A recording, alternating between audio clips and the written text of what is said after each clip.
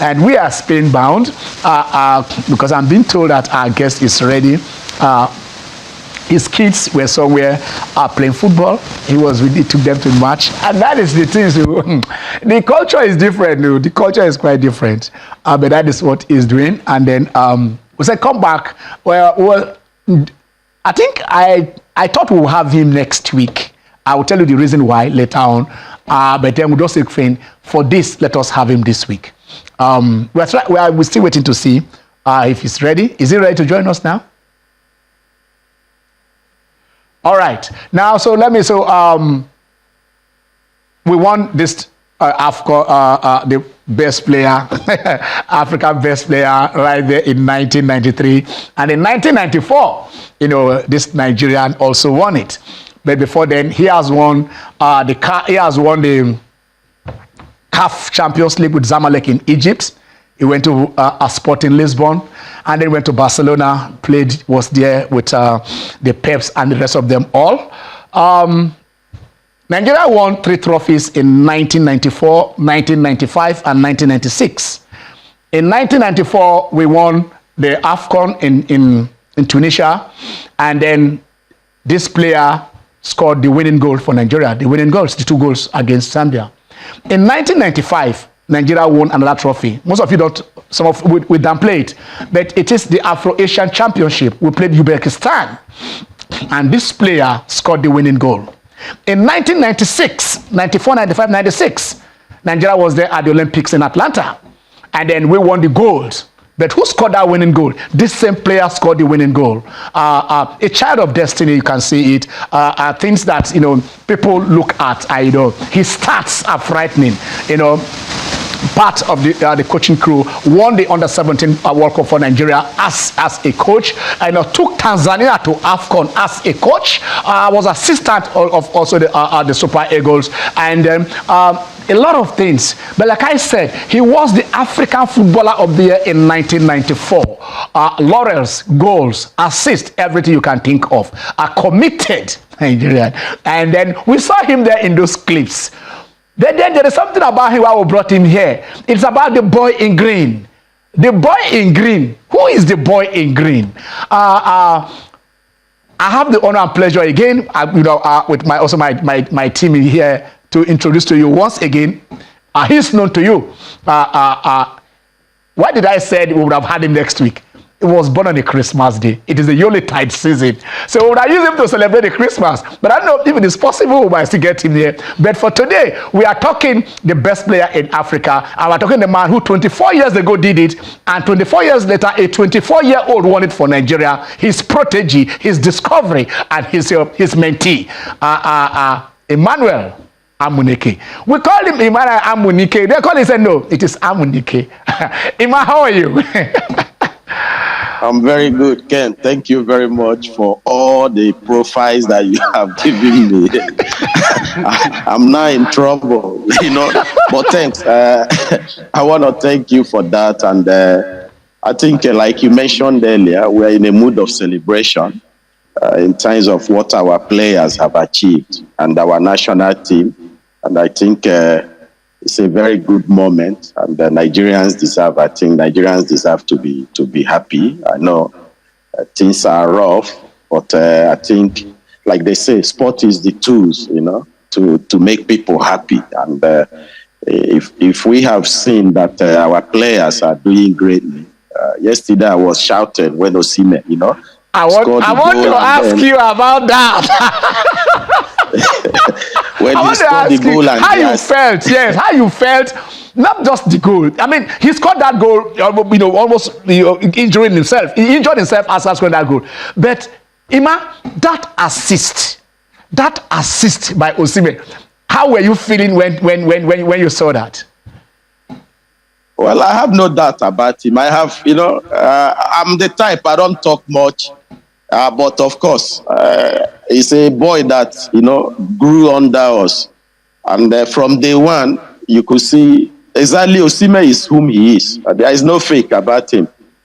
He's someone with character. He's someone with passion. He's someone that wants to, make it in life. And when you possess those qualities, I think only the sky is your limit. And I'm happy, he's doing what he's doing. And there's no moment I have ever doubt about his character. And, we should be happy. We should be blessed that we have this kind of player. And what we need to do is, we hope during this their playing time with his colleagues, they can be able to win something for Nigerians. Okay, I know you've said this before, but I want to ask you here again, because maybe those who watched before, those who listened elsewhere, we're not listening now that you are right here. Tell us about the boy in green.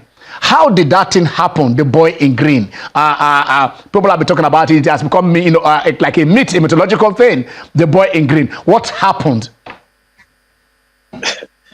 Well, the boy in green is... I think in the beginning, that was 2014, when we were trying to build new set of under 17 players. And just like what he said, he came to Abuja like every other young Nigerians, who knows the ambition of representing their fatherland.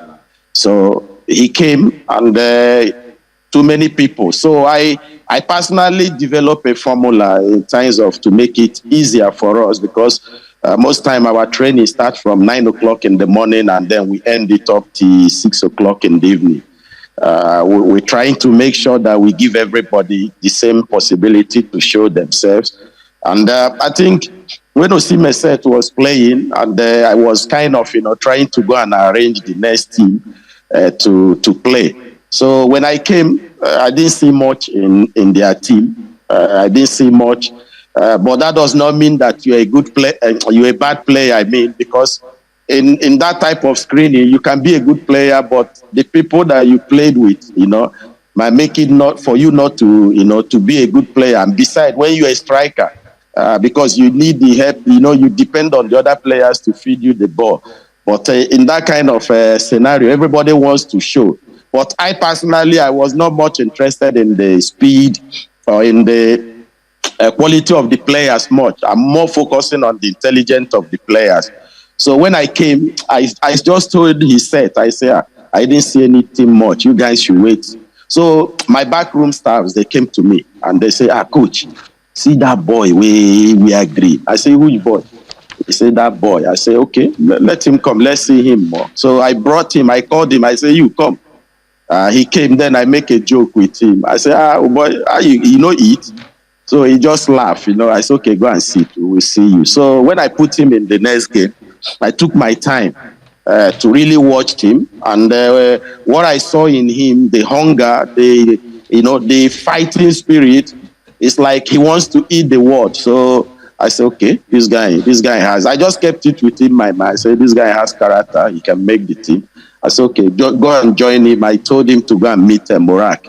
Then Murak just wrote down his name. And then from there, that was the story of Osimhen. We started working on him. We started trying to correct him. We started building on him, giving him what he requires to be a good striker. But also, it's so amazing, the credit also has to go to him, because the passion he possesses, the hunger, he doesn't like to lose. That is one thing I like about him. He doesn't like to lose, but at the same time, he controls his emotion. Even when he loses in the training, he understands. But one thing about him, he doesn't want to lose. And when you have such character in a team, I think it's a big plus to the team.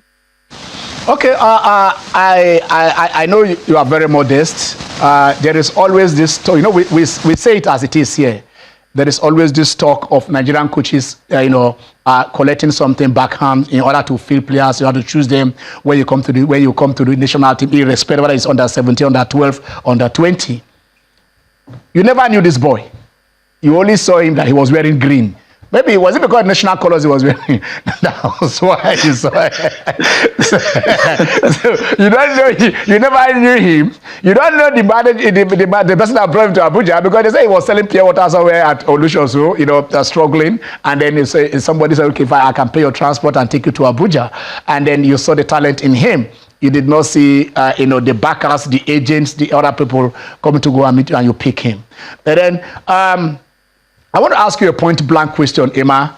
During the voting process for this year's African Best Player, why did you not vote for Osimhen?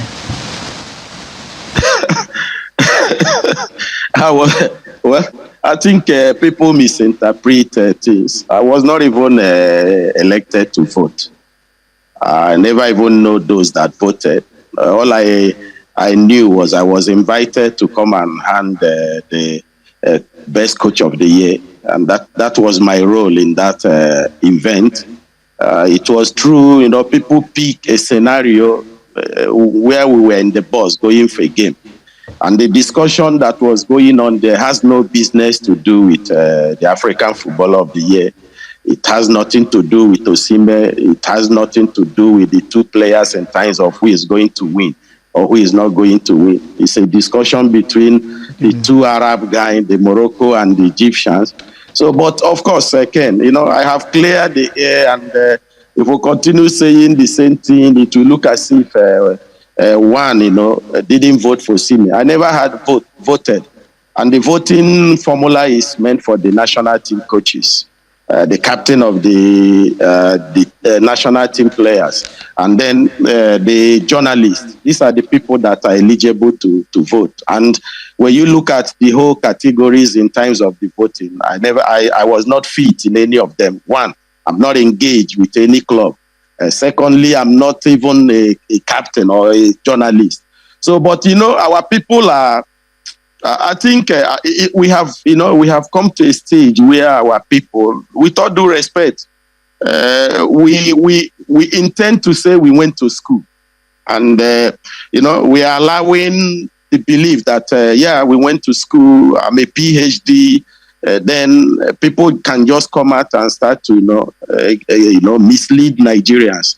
And I think when you're a leader or when you are being assigned in a responsible position, I think your main responsibility is to do what is right. And if people are coming to question my integrity, to question my patriotics, well, I don't need to come out and start trying to defend myself.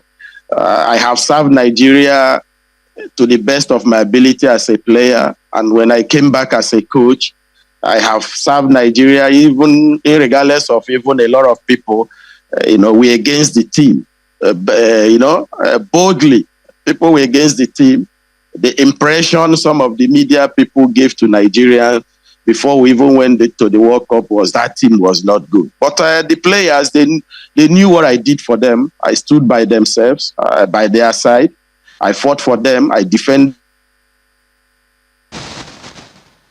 Nobody is perfect, and every human being on earth deserves to be given opportunity. So I'm happy today that, the story of Osimhen, I'm happy that Osimhen, we now look onto him. I'm happy also for the rest of his colleagues, and I hope, they can be able to work together as a team to achieve something meaningful to Nigeria when it comes to football.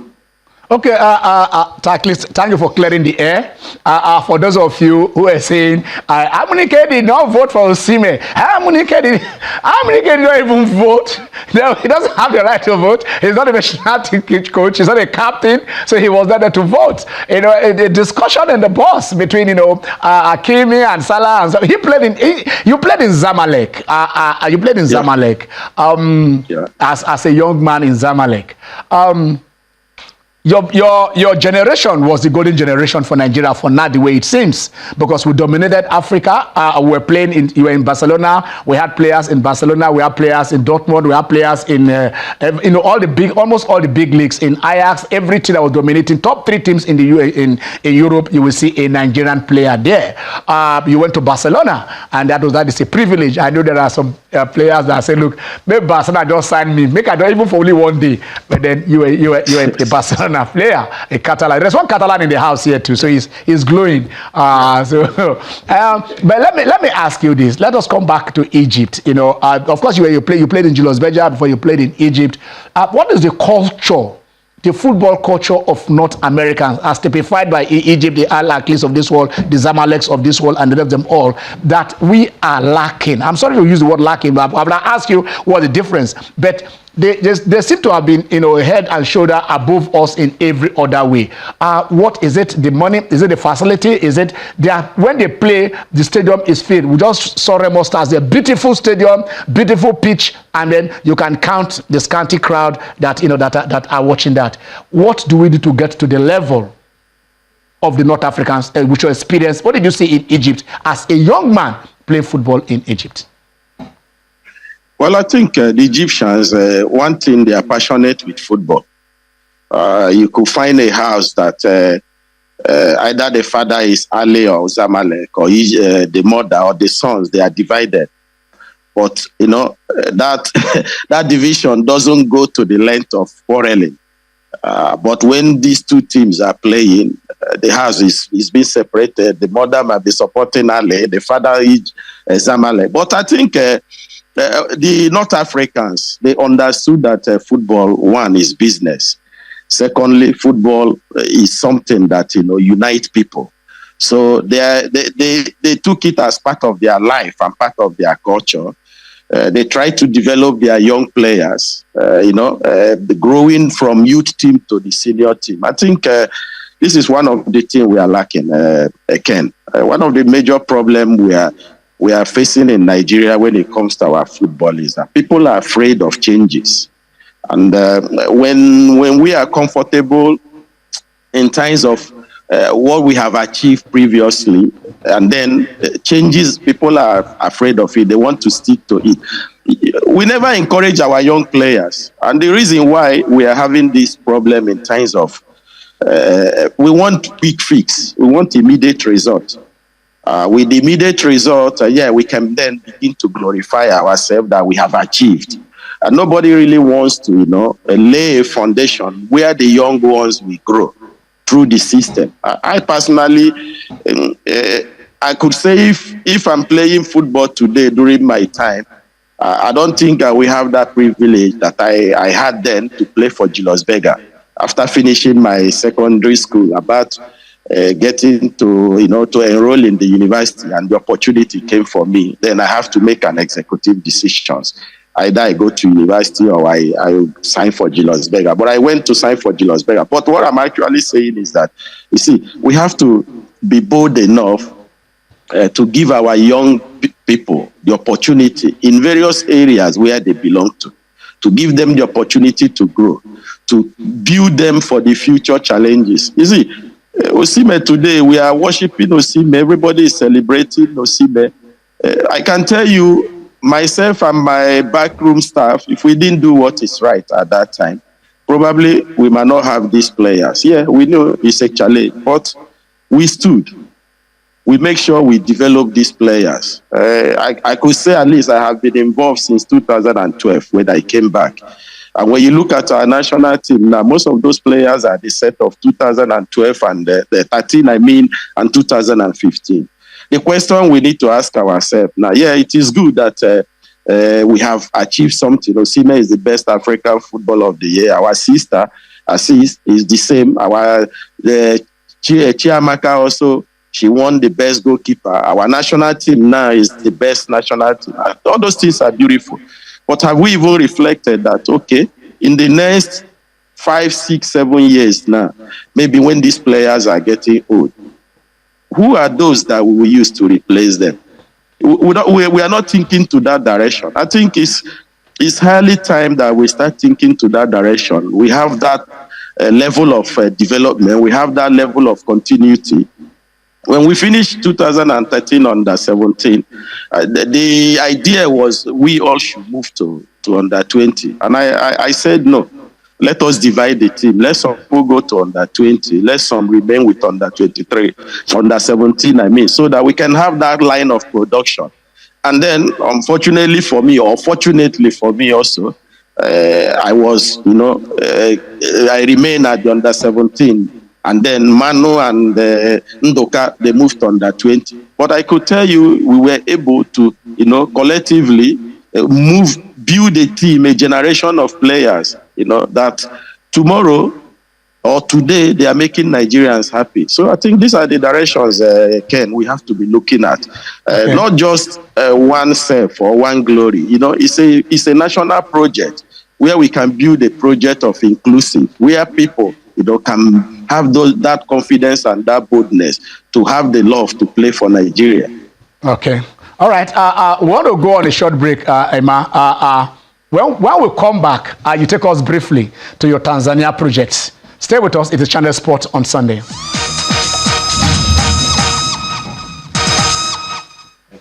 You're welcome back. It is the Channel Sport on Sunday. We will try. Let's see, because we have a very tight schedule here. But then we don't want to do this injustice to you fans. We are going to open the lines where we can take 1 or 2 calls. If you have anything for Emmanuel Amunike, you give it to him. And then, but before we go over there to meet him in Spain, where we dragged him out. He has these two. I talk with him a lot. Is there, he has these 2 kids. The next Amunike is in his house. I will take them out. I know where I'm going to take them to. So I don't think I'm going to leave them in Spain with you. I'm thinking. I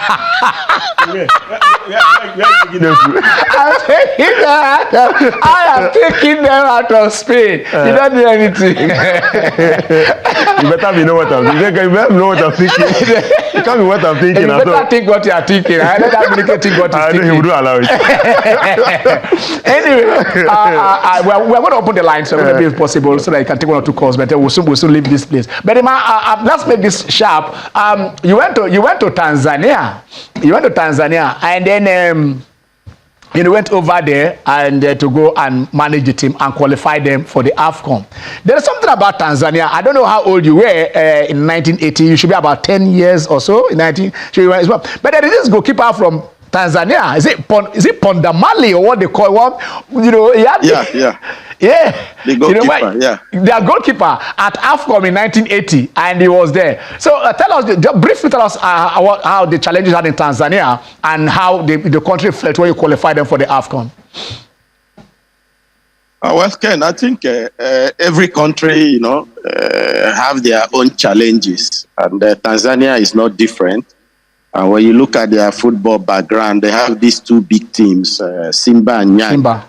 And most of their national team players, they comes from there. So, but when I went there, I was there, I think, before our first game, I was there in a month. So it gives me the privilege to be going around and watching their league and, trying to see other players also that maybe that might be, very, very useful to the national team. But of course, it was a very difficult scenario because I remember my first discussion I had with the general secretary, and when he asked me, he said, "Where is your list?" And I said to him, "No, I want to see the list of those players that, that you guys used in playing a friendly game, because I'm the opinion of, I like to give everybody opportunity to prove themselves." So, and in that list, I was having 8 Simbas and then 7 Yangs and then 4 Hazans. Then the rest are some players playing outside. So we're supposed to resume campaign on Monday, and I was with them in the same hotel where they left to go and play their continental game against, I think it was a team from Egypt, Simba. And then we're supposed to resume on Monday. On Saturday, we're having a game in Uganda. So when we resumed the campaign, Monday, Tuesday, these players are not showing up. And then I was asking, what is going on? What's the problem? And being my first match, we're supposed to be preparing. So, I went on the air and I told them that those players are all dropped. We don't need them. They should not bother to come. So I started inviting some of the players that I have seen to make up the team.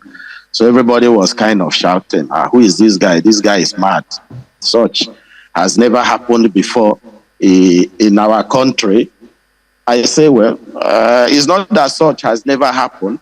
The issue is that national team is very, very important, and national team cannot wait for anybody.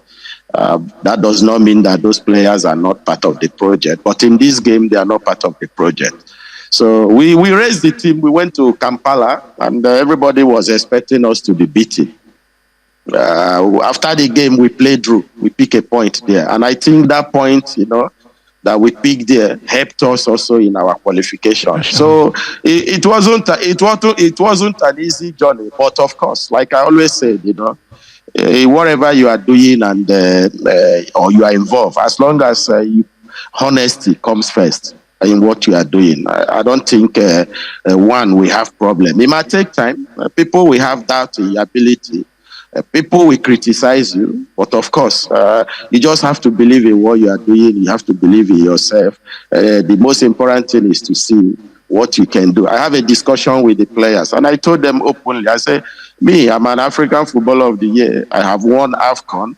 I have been to AFCON, and I think if you people can do this, your name will be ever remembered in your country. After 39 years, let us work hard. It takes nothing. It's hard work, discipline, commitment. And then I think Samantha, the captain, he played a very, very important role. He was able to, to guide the team in terms of his colleagues, the players. And this is how we started the journey. Yeah, of course, in every tournament, being the first after 39 years, with new players, new generations, we went there. Yeah, it was a kind of experience to most of the players because they lacking that exposure when it comes to African football in terms of AFCON. But I'm happy today that they are back again. That shows we did a very good job there, and they have followed the step, and they are back again to the AFCON. So I wish them a very good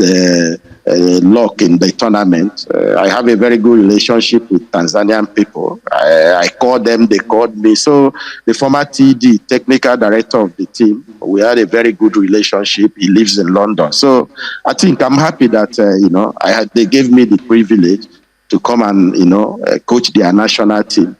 And I thank God for giving me the grace to qualify them. Okay, let me ask you this. I had a point blank question. Nigeria as it is, if we call on Emmanuel Amunike to come and coach the national team, this just like the Tanzanian project, what will you be looking at? I mean, will you be able to handle the national team? And what you are saying, I know you are not criticizing. What do you see of the caliber of players we have now compared to the 1994 to 2000 set? Your set in the national team. Well, I think it's a good question you ask. It's different era, Ken. When we play football, has evolved a lot. Football continued to change. Even after this generation, the game in question will continue to grow. We have good team. We have good players. But like you and I know, you're a football person, you're a sportman. You cannot go into a battle based on because you are good. You have to look at all the characteristics and factors that, surround the tournament, for example, the AFCON that you are going to play. One of the major factors you have to consider is the opponent, because at the end of the day, it goes down on how you are able to manage the challenges that the opponents are going to present to you. And these are the areas, they have to look at. Can work on the team. It's not based on we have Osimhen. Yeah, we have Osimhen. But we have to also look at the strength of Osimhen and look at other players. What can we bring on board to complement the strength of Osimhen? And this is how, the team should have a direction, a pathway to function with the ball and without the ball. I think it's very, very important, if such can be, achieved in terms of having a clear pathway and clear direction. If you are called upon, maybe after the AFCON to say, okay, fine, come and build a team for Nigeria, would you be willing to leave Spain and come back home the way you went to Tanzania? Well, first of all, I'm privileged that my family, they gave me that platform where I can go and do what I love, which is after playing, I'm engaged into coaching. I thank them for that. I thank my wife and my 2 kids for giving me that opportunity. You see, I don't like to talk things that it's not happening yet. We have a coach there now. My wishes to him is to do well. I hope he can do well. I hope as a coach, he can discover what the challenges that they are having in the team and be able to amend it. Ken, I think it's better just to leave that issue. I don't like talking about a colleague, and I don't like. No, I'm not. Ima, I said after the AFCON, the present coach has up to AFCON. You understand that? What I'm saying? I didn't say replace him or whatever it is. They said, look, perform up to this. Go and win the AFCON and bring it to us. And then what I'm saying. But if you and your colleagues are called upon, we have a crop of the '94 set. Just like you were teammate with Javi. You were teammate with Javi. I mean, yes, he won the league. He won the league last year. He's having the challenges. What is your take on him? Do you think he can replicate what he did last year? Well, I hope so.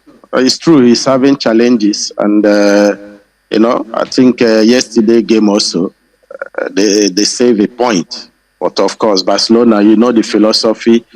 They want to win all their game. They want the team to win always. And when you start having those challenges, of course, people start, talking. And the media here, they are very, very serious in criticizing the team and the coaches that are involved. But I wish him all the best. And I'm happy that, someone that also we played together is now a coach. He won the league last year, just like you said.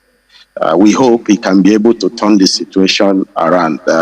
Ken, well, if Nigeria need us, we are available. We will come and serve our country. I remember when I was here, I was called to come down to Nigeria for the under-17.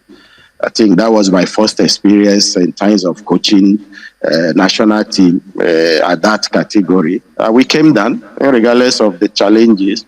We were able to do the best we can. And if tomorrow Nigeria decided that they want us to come and add value to our national team, of course, it's a welcome development.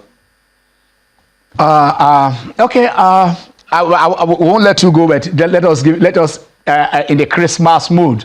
What is your message to Nigerian youths, and then also to those players that you have helped to mold in the national team, who are doing well in their respective clubs? What is your final message to Nigerians, Amunike? Well, my message is to Nigerians is that first of all, I'm wishing them a very happy Christmas. I know things also are not easy for anybody now, and we just need to, believe in ourselves and believe in what we are doing, and hopefully things will turn around. And also, I hope our leaders, those that are sidelined with the responsibilities of, guiding the nation, could also, find it at the heart of their mind in terms of, trying to turn our project for the betterment of Nigerians. Like we say in Igbo land, Ake na Mmanụ with the same, which means Pankanel and Oye, they are all brothers. So both our leaders and the citizens, we are all one. We are in one country, seeing how we can be able to turn things around. So I think every one of us in Nigeria have his role to play. Either you're a media person or you're a sport person or you are into the government. We all have a role to play to make sure that, we pass a very good message to the next generation coming behind us. And my wish is also to our footballers, Osimhen is a kind of an example to everybody to emulate. It shows that hard work does not kill. It shows that commitment does not kill. It shows that desire to achieve does not kill. So I think our players, they should look at things, work very hard, be patient, and allow the right time. In life, nothing happens without time. So I wish everybody the best, and I wish us Nigerians, a very good Christmas and a Happy New Year also in advance. And I hope things will turn around so that people can be able, to live their life and be able to do what they love doing. Thank you so much, Emma.